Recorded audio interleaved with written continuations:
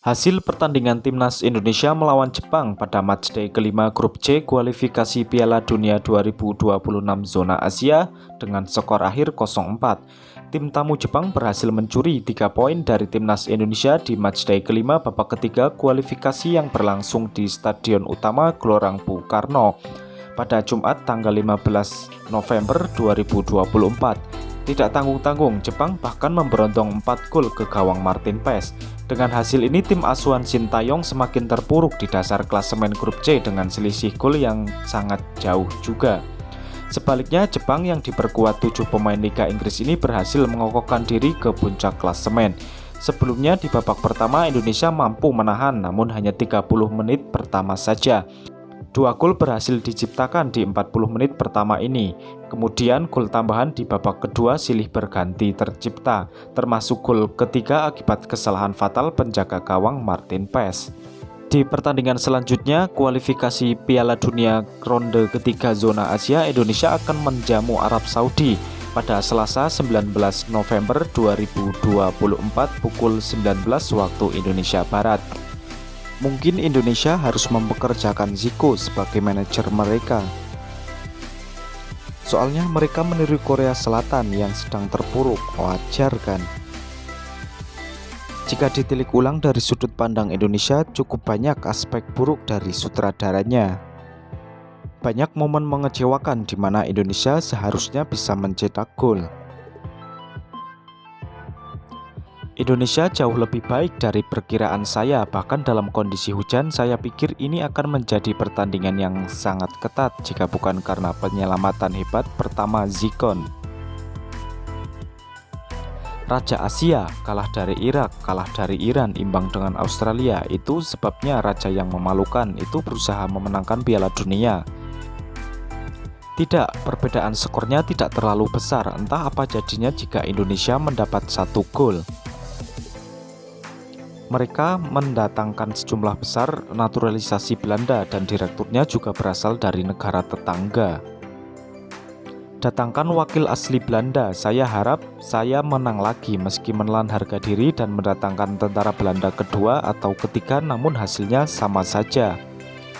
Indonesia juga bagus hingga 30 menit pertama. Gol pertama baik-baik saja, tetapi gol kedua Minamino membuat para pemain dan pendukungnya tercengang dan mereka merasa disadarkan akan posisinya.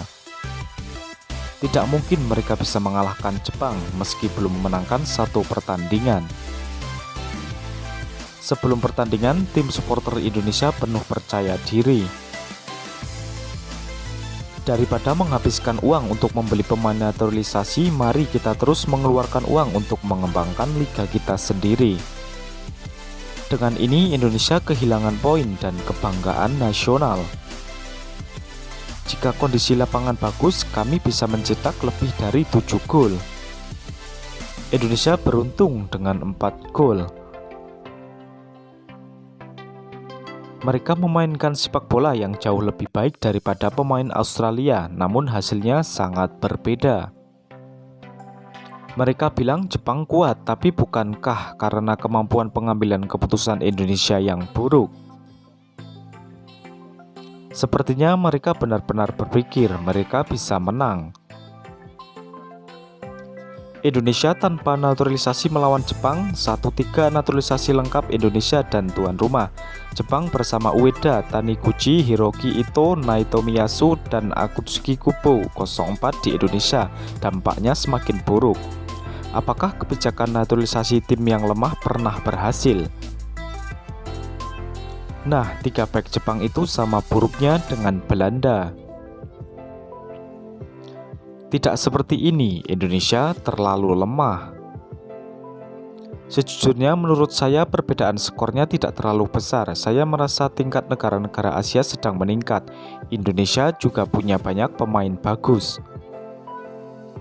Itu adalah lelucon besar yang berlangsung selama beberapa bulan, seperti mengamankan sejumlah besar pemain naturalisasi dan Raja India. King Indo di mana? Indonesia lemah meskipun kondisi lapangan terburuk dalam pertandingan tandang karena hujan deras. Jepang secara umum kuat dengan beradaptasi dan mencetak gol. Saya bertanya-tanya apakah operasi naturalisasi akan berakhir sementara atau malah semakin kuat. Kesan pribadi saya adalah bahwa Indonesia lebih lemah dari pikiran saya. Sejujurnya, satu-satunya perbedaan besar adalah akurasi di bagian akhir, apalagi di babak pertama. Saya mendapatkan kesan banyak situasi di mana Indonesia lebih baik dalam menyusun serangan. Itu bukanlah pertandingan yang bagus berdasarkan selisih poin. Kekuatan pertahanan lemah dan bola lemah itu sangat ringan sehingga tidak aneh jika dikalahkan melawan lawan yang kuat. Itu hasil yang natural, tapi saya kurang puas dengan 4 gol. Meski merdeka, mereka kembali ke Indonesia, Belanda di bidang sepak bola. Namun kondisi lapangan sangat buruk, kerja bagus mendapatkan 4 poin. Indonesia punya peluang, meski sempat terpuruk, Jepang akhirnya unggul 4-0. Aku sudah terlalu banyak dinaturalisasi sehingga aku semakin lemah. Vietnam jauh lebih kuat di babak kualifikasi terakhir turnamen Qatar. Rasanya seperti sedang menonton tim yang biasa saya dukung, Indonesia.